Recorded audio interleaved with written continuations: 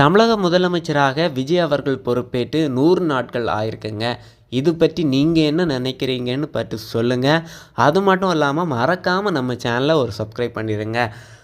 விஜய் தலைமையிலான தாவேகா கூட்டணி ஆட்சி நடைபெற்று வரும் நிலையில் அவர்களின் ஆட்சி 100 நாட்களை நிறைவடைஞ்சுள்ளது.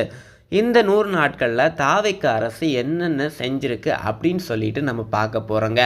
முதலாவது, ஆட்சி பொறுப்பேற்ற உடனே சிங்கப்பெண் அதிரடிப்படையை உருவாக்குனாங்க.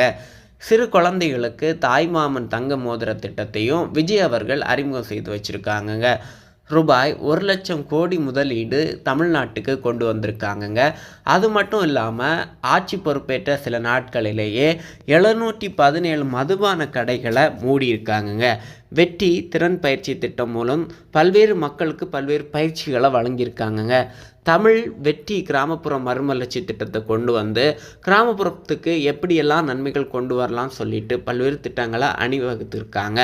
போதைப் பொருளை ஒடுக்க சிறப்பு அதிரடி படைகளாக 65 படைகளை உருவாக்கி இளைஞர்கள் மத்தியிலே பரவலாக பரவி கொண்டிருக்கின்ற போதைப் பொருட்களை ஒழிக்க விஜய் அவர்கள் திட்டமிட்டிருக்காங்கங்க.